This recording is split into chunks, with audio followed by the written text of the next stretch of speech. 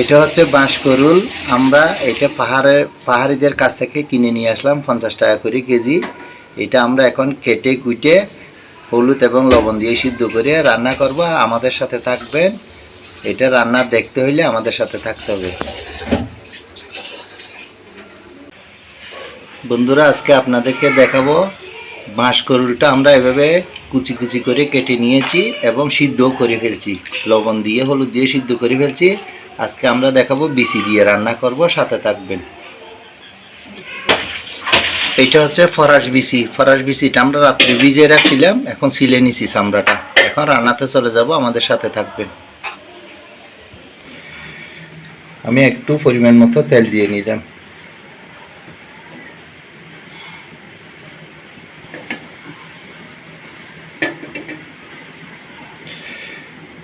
পেঁয়াজ কুচি করে নিলাম এবং রসুন কুচি করে নিলাম। এখন দিয়ে দেব।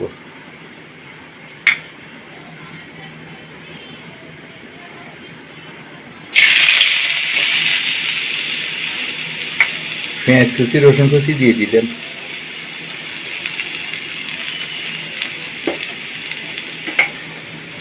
আদা বাটা দিয়ে দিলাম। আমরা প্রথমে একটু লাল লাল করে ভেজে নিতে হবে। একটু গরম জল দিয়ে দিলাম, সাথে লইট্টা শুটকি দিয়ে দিলাম। আমরা লইট্টা শুটকিটা গরম পানি দিয়ে ধুয়ে নিছি।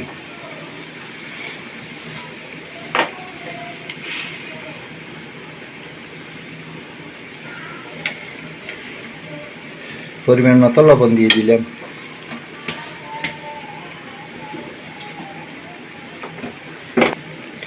হলুদের গুঁড়ো দিয়ে দিলাম।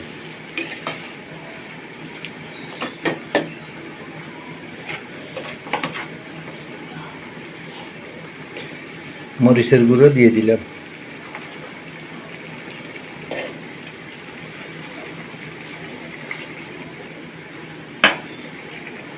সাইড থেকে 5 মিনিট কষাইতে হবে, যাতে গন্ধটা না থাকে। জিরে ধনিয়ার গুঁড়ো দিয়ে দিলাম।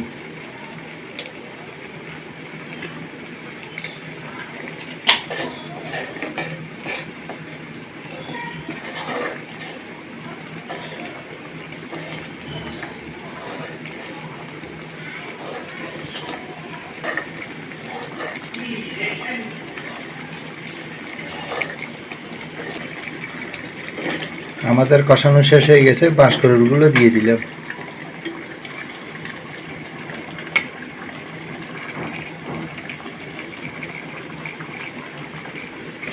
বাঁশকরুলটা আমরা আগে লবণ এবং হলুদ দিয়ে সিদ্ধ করে নিয়েছিলাম।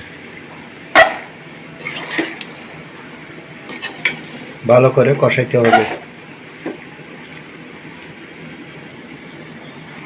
ফরাস বিচিগুলো দিয়ে দিলাম।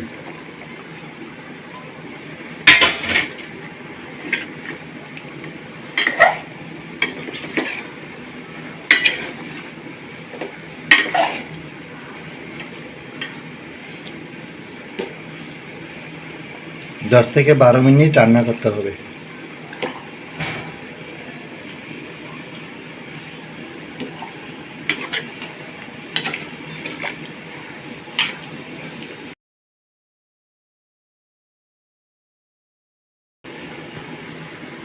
দশ থেকে 12 মিনিটের জন্য ঢাকনা দিয়ে দিলাম।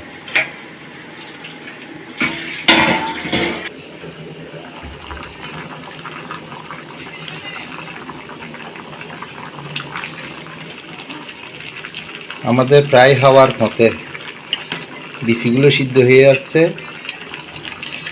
আর একটু হইলেই হবে।